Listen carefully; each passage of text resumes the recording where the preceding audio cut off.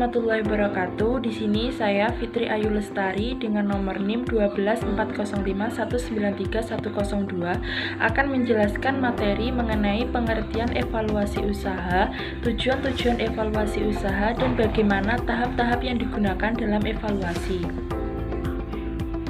Yang pertama, apa sih pengertian dari evaluasi usaha? Jadi, pengertian dari evaluasi usaha itu adalah suatu aktivitas yang melakukan analisis kinerja suatu usaha bisnis. Kemudian untuk prinsip dasar utamanya itu mengevaluasi atau membandingkan rencana usaha sebelum usaha itu dibuat dengan setelah usaha itu berjalan sampai masa akhir produksi. Kemudian banyak para ahli yang memberikan pemahaman mengenai teori dari evaluasi ini. Salah satunya dari Bapak Sugiono. Beliau berpendapat bahwa evaluasi itu sebuah interpretasi atau penafsiran yang bersumber pada data-data kuantitatif. Yang menurut beliau, data kuantitatif ini merupakan pengertian dari data pengukuran. Kemudian untuk yang selanjutnya adalah tujuan dari evaluasi usaha. Jadi tujuan dari evaluasi usaha ini untuk mengetahui sejauh mana perusahaan mendapatkan tingkat keberhasilan sejak ia mulai mendirikan usahanya itu, atau sejak dia mulai menjalankan usaha atau bisnisnya itu. Jadi apakah usaha yang telah dia jalankan itu sudah sesuai dengan target yang ingin ia capai, dan apakah sudah memberikan hasil sesuai apa yang diharapkan. Jadi tujuan dari evaluasi usaha itu seperti itu.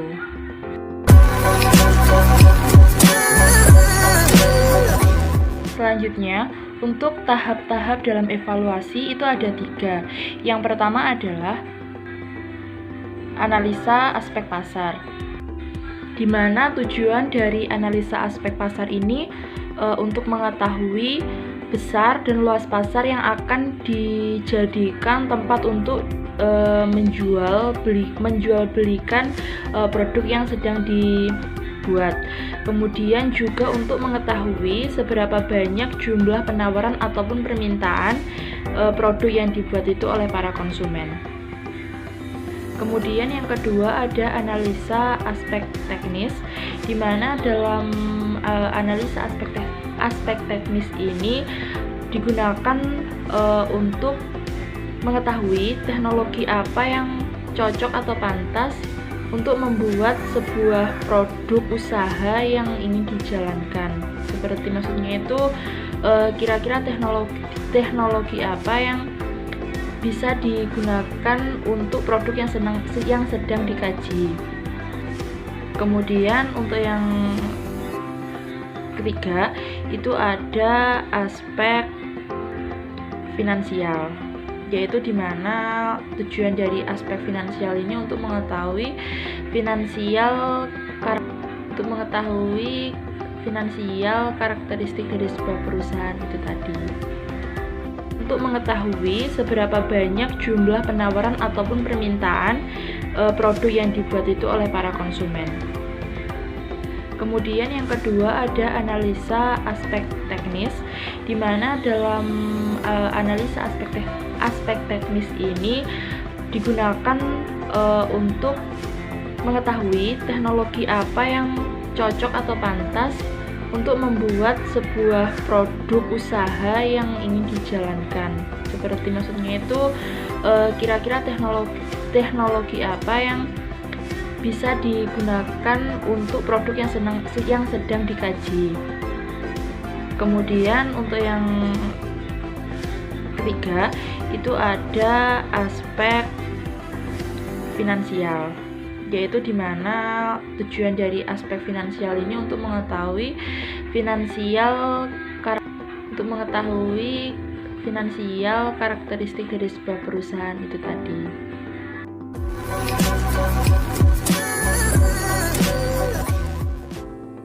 Vina Muhtar-Bulkusna. Di sini saya akan menjelaskan mengenai waktu melakukan evaluasi usaha.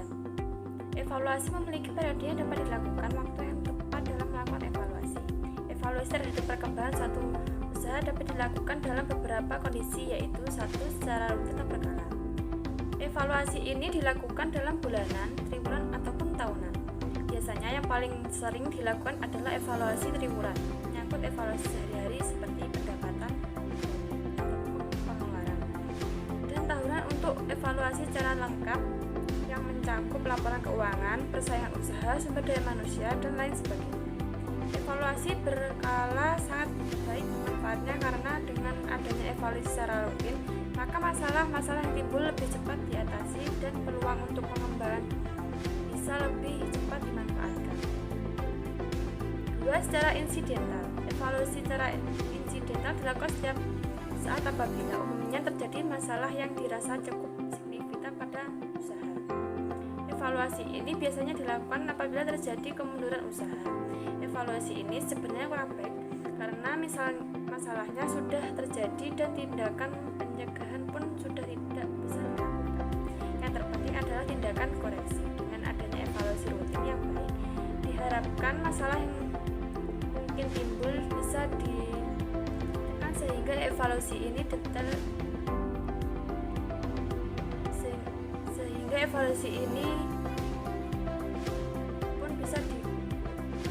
sehingga insidental pun bisa dikurangi.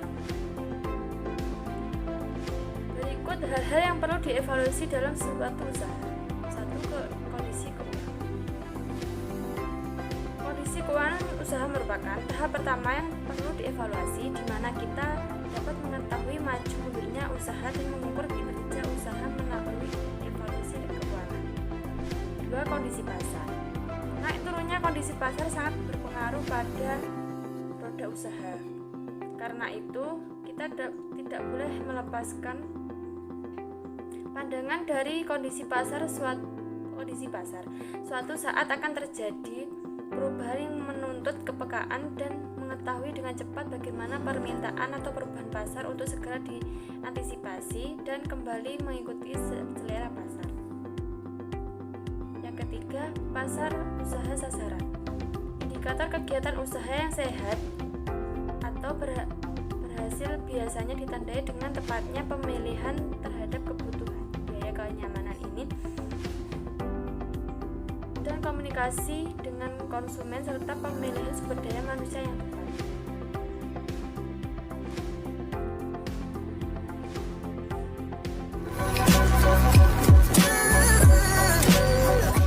Pengertian dan tujuan analisis usaha. Analisis usaha merupakan penelitian yang bertujuan untuk memutuskan apakah sebuah ide bisnis layak untuk dilaksanakan atau tidak. Sebuah ide bisnis atau usaha dinyatakan layak untuk dilaksanakan jika ide tersebut dapat mendatangkan manfaat yang lebih besar bagi semua pihak dibandingkan dampak negatif yang ditimbulkan. Tujuan melakukan analisis usaha itu yang pertama, memunculkan beberapa alternatif sehingga memberikan arah atau fokus terhadap rencana investasi. Yang kedua, mengurangi alternatif-alternatif yang ada. Ketiga, memberikan alasan untuk melanjutkan atau tidak melanjutkan suatu investasi.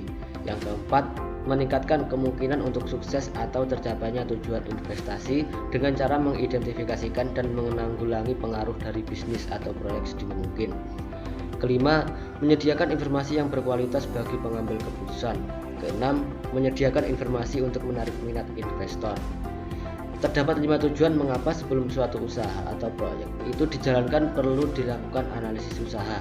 Yang pertama, menghindari risiko kerugian. Bisnis merupakan usaha yang sulit dilakukan prediksi dengan tepat dan mengandung risiko kerugian. Kondisi ini ada yang dapat diramalkan akan terjadi atau memang dengan sendirinya terjadi tanpa dapat diramalkan. Yang kedua, memudahkan perencanaan. Analisis usaha akan mempermudah dalam melakukan perencanaan, terutama setelah pelaku bisnis sudah dapat meramalkan apa yang akan terjadi di masa yang akan datang. Perencanaan meliputi jumlah dana atau investasi, kapan usaha dijalankan, di mana lokasi akan dibangun, siapa-siapa yang melaksanakan usaha, bagaimana cara menjalankannya, keuntungan yang akan diperoleh, serta bagaimana mengawasinya jika terjadi penyimpangan. Akan tetapi, yang lebih penting dalam perencanaan adalah adanya jadwal pelaksanaan usaha, mulai dari usaha yang dijalankan sampai dengan waktu tertentu. Yang ketiga, memudahkan pelaksanaan pekerjaan. Perencanaan yang sudah tersusun akan sangat memudahkan pelaksanaan sebuah usaha atau bisnis. Para pelaksana dapat mengerjakan bisnis sesuai dengan pedoman dalam perencanaan secara sistematik.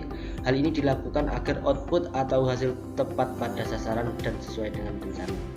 Yang keempat, memudahkan pengawasan.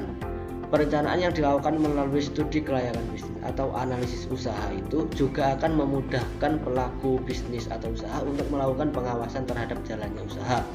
Pengawasan ini perlu dilakukan agar pelaksanaan usaha tidak keluar dari rencana yang telah disusun.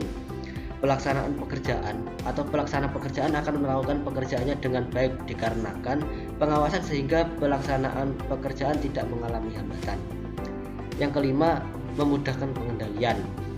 Adanya pengawasan dalam pelaksanaan pekerjaan mengakibatkan dapat dengan mudah mendeteksi apabila terjadi suatu penyimpangan. Pendeteksian ini mengakibatkan pelaku bisnis dapat melakukan pengendalian atau penyimpangan tersebut. Adapun tujuan pengendalian adalah untuk mengembalikan pelaksanaan pekerjaan apabila terjadi penyimpangan sehingga dengan cepat dapat mengatasi penyimpangan tersebut. Penanganan ini akan berdampak pada tingkat keberhasilan perusahaan dalam mencapai tujuan yang telah ditetapkan pelaku bisnis atau usaha.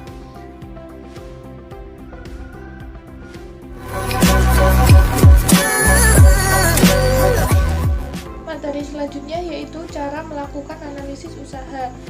Untuk menganalisis sebuah usaha terdapat beberapa langkah yang harus dilakukan.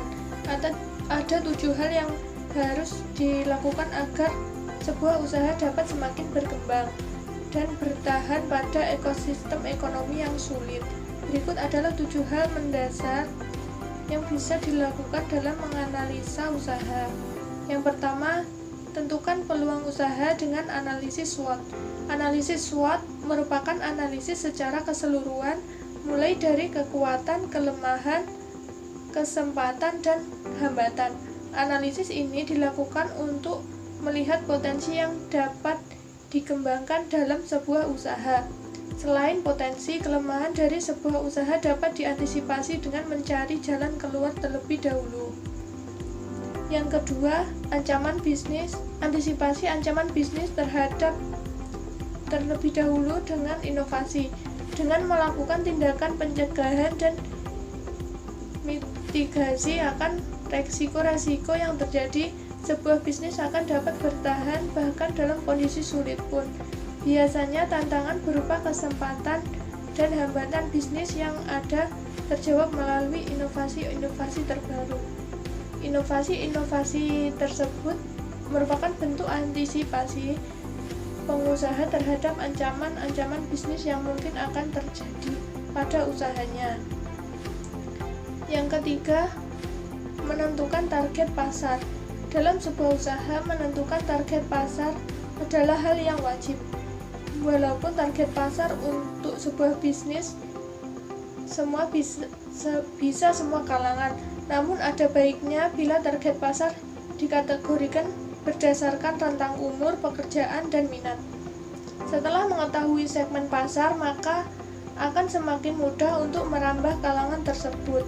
Dengan media sosial, terutama melalui konten-konten di platform Instagram, Facebook, dan masih banyak lagi. Yang keempat, hitung anggaran dana. Selanjutnya, dalam sebuah bisnis tentu harus merencanakan anggaran dana yang dibutuhkan mulai dari proses produksi hingga barang sampai ke tangan pelanggan. Hal yang harus diperhitungkan dalam sebuah usaha adalah biaya untuk bahan baku, tenaga karyawan, biaya pemasaran, biaya energi yang dibutuhkan seperti listrik, gas, kayu bakar, dan lain-lain. Untuk memudahkan dalam membuat penganggaran usaha dan pemantauan keuangan usaha, ada baiknya jika menggunakan sistem akuntansi yang memudahkan proses pembukuan, pengelolaan anggaran, pencocokan transaksi, sampai memantau stok produk nantinya. Yang kelima, rencanakan dan lakukan promosi. Promosi dan pemasaran tersebut sebenarnya dilakukan untuk meningkatkan angka penjualan demi menaikkan laba yang ditargetkan. Sebelumnya, bila promosi dan pemasaran dilakukan tidak terarah dan tidak direncanakan dengan matang, maka akan menghasilkan hal yang sia-sia dan hanya menjadi pemborosan karena biaya yang dikeluarkan. Yang keenam, minta saran dan kritik dari para pelanggan. Saran dan kritik dari pelanggan akan menambah nilai plus bagi sebuah bisnis karena pelanggan akan merasa diperhatikan dan bernilai sebagai sebuah bisnis. Hal ini penting karena sebuah bisnis tidak akan berjalan tanpa adanya dukungan dari pelanggan loyalnya. Yang ketujuh, lakukan evaluasi setiap bulan. Evaluasi yang rutin setiap bulan akan menjadi tolak ukur seberapa efektifkah proses bisnis yang saat ini telah dilakukan. Hasil evaluasi dari bulan ke bulan akan menunjukkan hasil mengenai seberapa efektifkah cara-cara yang saat ini dipakai dalam sebuah proses bisnis.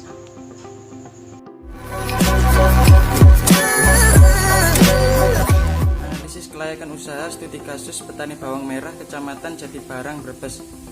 Berdasarkan data dalam Indonesia Investment 2017 dijelaskan bahwa proyeksi pertumbuhan ekonomi Indonesia masih positif, tetapi telah direvisi ke bawah oleh semua organisasi internasional serta pemerintah Indonesia karena ketidakpastian global yang berkepanjangan. Rencana pemerintah Indonesia tetap bertujuan untuk menempatkan Indonesia dalam 10 ekonomi global terbesar pada tahun 2025. Makin banyak masyarakat yang memilih usaha pertanian bawang sebagai sarana investasi atau sumber pendapatan, baik sebagai usaha sampingan ataupun pendapatan utama. Usaha petani bawang merah yang dikelola oleh Bapak Magum merupakan salah satu usaha penanaman bawang merah yang dijadikan sebagai pendapatan utama. Usaha penanaman bawang merah yang dilakukan oleh Bapak Magum yang terdapat di Desa Tegal Wulung, Kecamatan Jatibarang, di mana usaha tersebut mulai dirintis sejak tahun 1990 atau 27 tahun yang lalu. Bagi pihak investor, pemerintah, perbankan maupun pihak petani bawang itu sendiri penting untuk mengetahui apakah usaha tersebut layak atau tidak untuk dikembangkan atau investasi pada usaha petani bawang. Pembahasan pada penelitian ini yakni mengenai aspek dari studi kelayakan bisnis yang terdiri dari yang pertama aspek hukum yang berisi dilihat dari segi kepemilikan. Petani bawang merah Bapak Magum terbentuk usaha perseorangan, namun berdasarkan wawancara terhadap pemilik, pendirian usaha tersebut belum memiliki badan hukum yang jelas menurut pandang perundang-undangan. Yang kedua, aspek pasar dan pemasaran. Lokasi usaha petani bawang merah berada di Desa Tegal Wulung, Kecamatan Jatibarang, Kabupaten Brebes. Hasil produksi dari usaha petani bawang ini akan diambil oleh pengepul yang datang. Cara pemasaran seperti ini akan memudahkan petani sehingga tidak perlu menemui konsumen ataupun pergi ke pasar tradisional. Yang ketiga, aspek teknik atau operasi. Pada aspek ini, hal-hal yang akan dibahas yakni lokasi usaha, di mana lokasi lahan sawah Bapak Magum terletak di Desa Tegal Wulung, Kecamatan Jatibarang, Kabupaten Brebes. Yang keempat, aspek manajemen atau organisasi.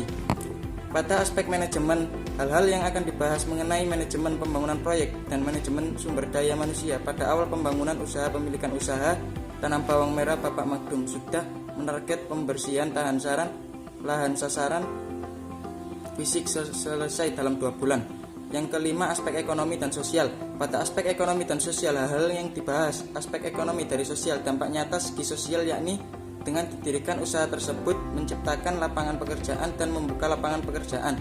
Dari segi dampak sosial negatif, dengan berdirinya usaha tanam bawang Bapak Magum akan memberikan dampak kurang baik di lingkungan masyarakat sekitar. Hal ini ditandai dengan adanya wabah lalait dan aroma limbah kotoran dari tanam bawang tersebut. Yang keenam, aspek dampak lingkungan. Pada pembahasan aspek dampak lingkungan mempelajari bagaimana pengaruh usaha petani bawang merah terhadap lingkungan. Saran yang pertama, berdasarkan uji kelayakan pada usaha tersebut, meskipun dari aspek keuangan dapat dikatakan layak, hendaknya pengusaha harus memperhatikan aspek lainnya dalam menunjang dari kelayakan usaha. Yang kedua, hendaknya usaha tanam bawang merah Bapak Magum harus